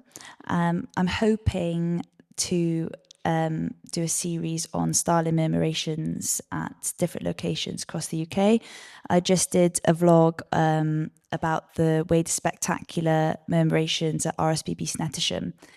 I really love birds and murmurations, so yeah. Well, the hedgehogs are touring video billboards around the Midlands at the moment for Bonfire Night campaign, sort of just to sort of remind people to look before they light, and so that's going on. And then for me personally, working on a foraging comic sort of narrative sort of journey that tries to sort of educate foraging through narrative adventure, and I'm sort of teamed up with a Japanese manga artist for that. So hopefully, yeah, we'll see how that goes. Wonderful. Well, please thank me. Please join me in thanking our filmmakers. Thank you so much.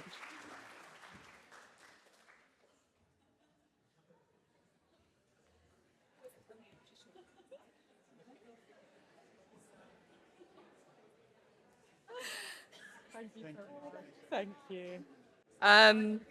Okay, so it is now time to announce our awards.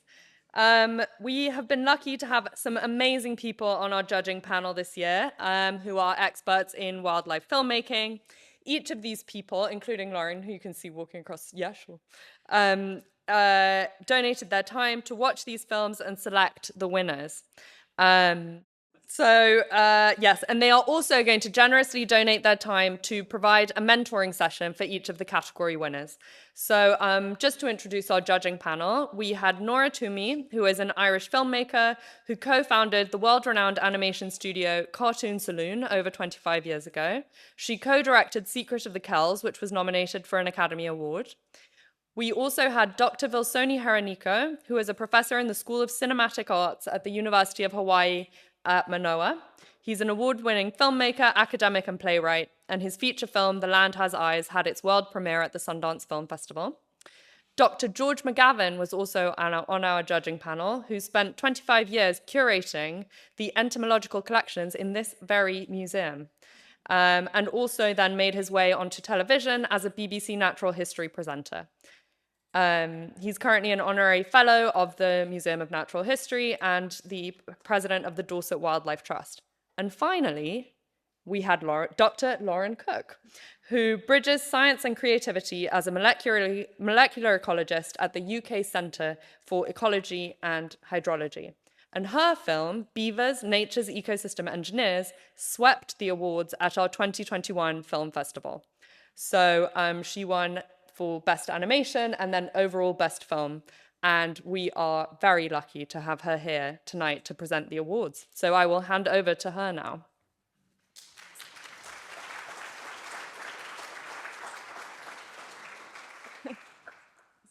So, first award is the runner-up for the most creative film, and this is everyone's frog favourite film, The Risky Roots.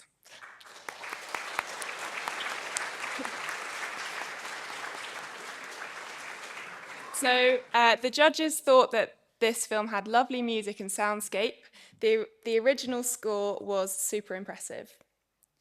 Next up. we have the most creative winner is Dipsas Speaks. Judges called this film majestic, with an amazing opening and particularly enjoying the soundscape, scenery and beautiful footage.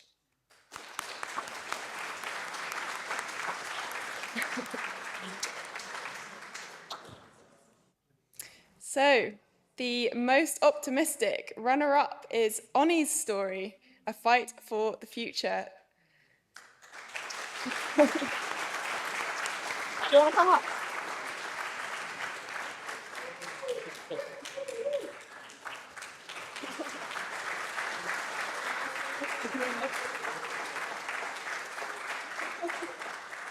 So, judges commented that this is a compelling story about taking action. So, congratulations, Finn. Next, we have the most optimistic winner was Risky Roots. Beautifully filmed.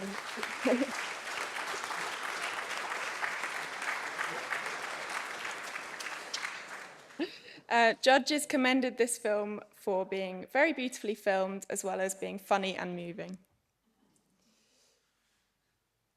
So, best student film runner-up is Kianga Tupu.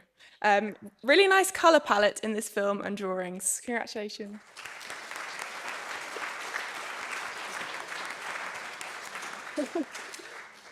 So many awards. Okay, best student film winner, Onny Story!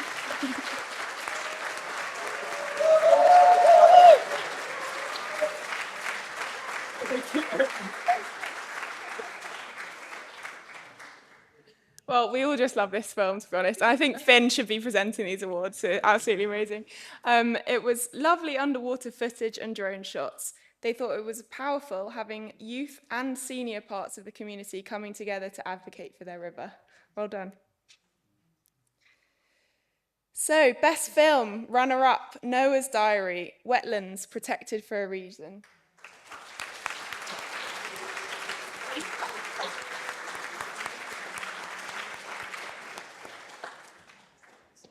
Judges thought that this was a really important message, well delivered with great story and script. An adult-child approach is brilliant. Okay. Best film winner, Risky Roots.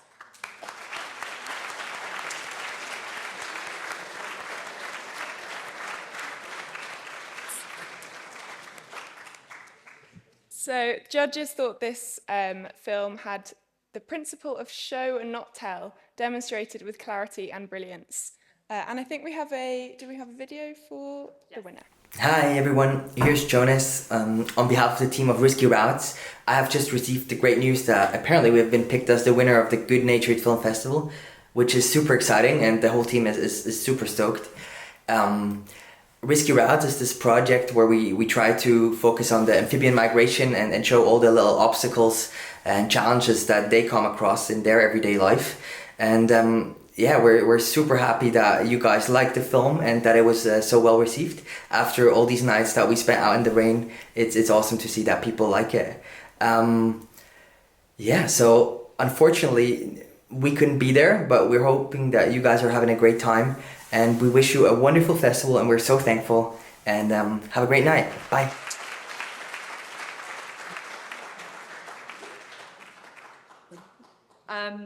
Thank you so much to Lauren for presenting those awards. During all of this time, our team of volunteers has been counting up the votes, and we will now find out the audience favourite presented by E.J. Milner-Gulland, founder of Conservation Optimism.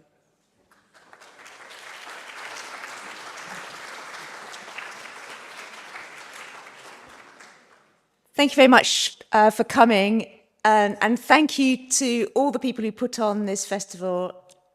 Seventh year I've been coming, and every year I go away happy and inspired, and fighting the good fight a little bit further, and I hope you're all feeling that after coming here. And really it's Sophia's passion project and brainchild, and Sophia's been pushing this forward year after year, and I think big thank you to Sophia for all of this hard work.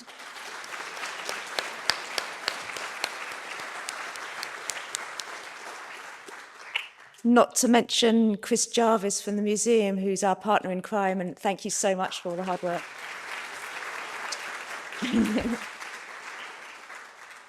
And we've also had huge amounts of hard work from Holly, who is our Conservation Optimism administrator, who's done huge amounts of work for this film festival.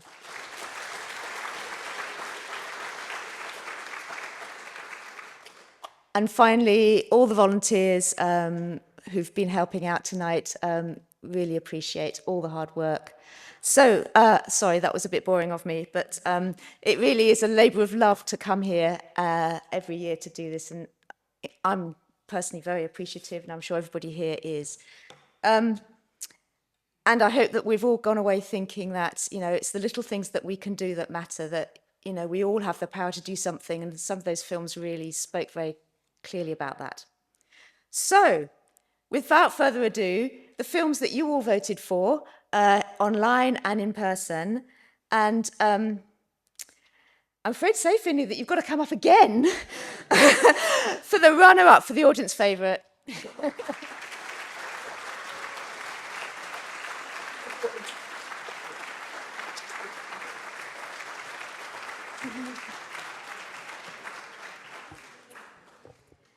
And the winner of the audience favourite is a beautiful film. It features one of my favourite species, the snake. And it is filmed in the Ecuadorian cloud forest, a beautiful, beautiful environment that deserves all of our attention and protection. That's Dipsas Speaks.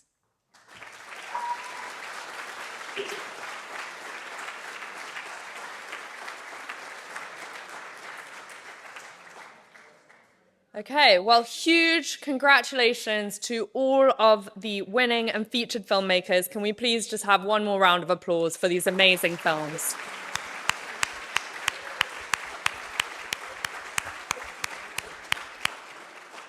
And again, just to add a few thank yous. So to the Oxford University Museum of Natural History for hosting us year after year, and to Chris for all of his help in making this happen. To our judges, so Nora Toomey, Lauren Cook, Vilsoni Heronico and George McGavin, to all the filmmakers who submitted, to all the reviewers who helped us, so you saw some of them standing up earlier. We also had 2 interns who worked on this project, Ella Hart and Caitlin Darby. Ella was here earlier tonight. And also to the artists who have showcased their work this evening. So I hope that you all enjoyed seeing that, and there may be some setup that you might just be able to peek out on the way out as well. And finally, to the volunteers for the event. So thank you, and of course, to all of you for showing up and coming here and making this room so special with your laughter and your reactions and your votes. So thank you all so much for coming. Sorry? Oh, yes. And we would love your feedback. So if you have any thoughts, share them with us. And yeah, thank you all so much.